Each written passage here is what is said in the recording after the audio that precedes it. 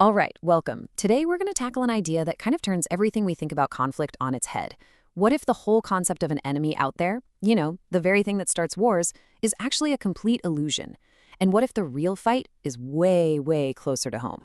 So, the source material we're looking at kicks off with this. This is a pretty wild statement.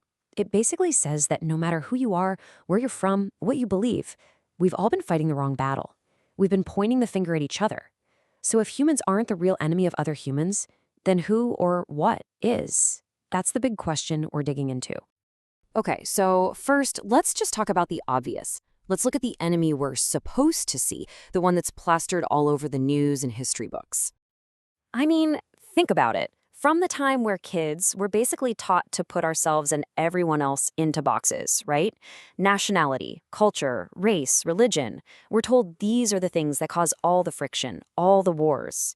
It's a neat and tidy explanation for a super messy world. But is it actually true? Yeah, and this is where it gets really interesting. On one side, you've got all the usual suspects, right? The things we point to and say, that's the problem. Our different races, beliefs, cultures. But the real question is, are those the actual cause of the fire, or are they just the smoke, hiding a much deeper problem, something we're being distracted from? And here's the twist. This is where the whole idea flips. The source material says the real source of all this conflict. It's not out there at all. Nope. It's operating from a kind of hidden command center, deep inside every single one of us. So there's this concept called kilesa. You can just think of them as mental pollutants. And we're not just talking about being in a bad mood or wanting that new phone. No, these are way more powerful. They're like these deep primal forces. We're talking greed, anger, and delusion that are constantly messing with our minds, clouding our judgment, and, pushing us to do things that are totally self-destructive. And check out this analogy. It's perfect for our time. These things, these kilesas, they aren't just a random bug in our human operating system. The idea here is that they're more like malware, a virus, a piece of software that was intentionally installed to make us crash and burn. And of course, if there's malicious software, well, somebody had to write the code, right? And this programmer actually has a name in this tradition, Mara. You can think of Mara as the ultimate hacker, the force that's dead set against us waking up.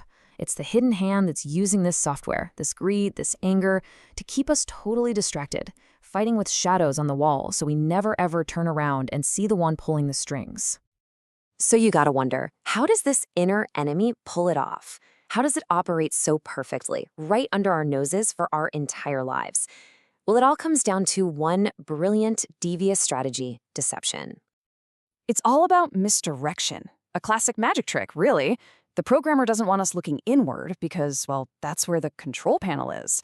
So instead, it creates this huge, dramatic, sometimes heartbreaking show on the outside world just to make absolutely sure our attention is always locked onto something else, specifically onto each other.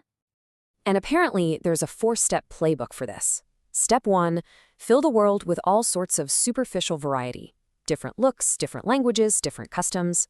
Step 2, throw in a ton of different ideas and belief systems. Make them compete.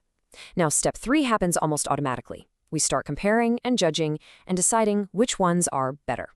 And step 4? Well, that's the end game. Division, conflict, war. It is a flawless system for keeping us busy fighting each other.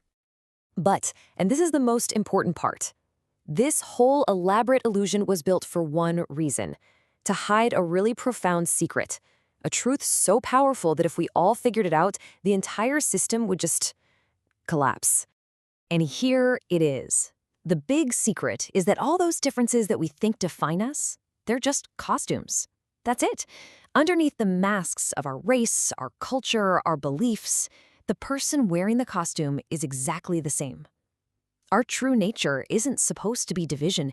It's a deep, fundamental unity. This shared core reality has a name. It's called the Dhammakaya. You can think of it as an inner light or a core of pure awareness. It's like we all have the exact same divine blueprint inside of us. It's there, it's perfect, it's totally untouched by all the chaos inside every single person. Your best friend, your worst enemy, a total stranger on the street. It's in all of us. I just love this quote because it puts it so perfectly. It's as if we were all cast from the exact same mold. When you strip away all the packaging, the bodies, the opinions, the beliefs, what's left? That core essence, it isn't just similar from person to person, it's identical. Like literally factory made from the same design. Okay, so if this is true, if we all have this incredible, identical core, the next logical question is, how do we find it, right? How do we see past this giant illusion that's been built up all around us?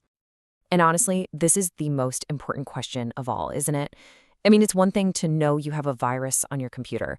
It's another thing to know how to actually get rid of it. So how do we bypass our own programming? How do we get through the firewall of everything we've been taught to find what's really there? The answer that's proposed is so simple, it's almost radical. It's not about learning something new or adopting some new belief. It's not about fighting anything. It's just about being still. It's about letting go of our intense need to believe one thing and at the same time, letting go of our stubborn need to disbelieve another. The answer isn't on either side of the argument. It's in that quiet, totally neutral space right in the middle. And really, that's the whole ballgame. True peace isn't about winning an argument or proving the other side wrong. It's about finding your own center, finding that quiet, still place inside you where the labels us and them just melt away. Because once you connect with that shared inner core, all those external divisions, they just don't have the same grip on you anymore. So I'll just leave you with this final thought to chew on. If the real enemy, the true source of all this conflict, is actually a program running inside each of our minds, then what does that mean for how we try to create peace in the world? It suggests that maybe the real work for peace doesn't start at a negotiating table.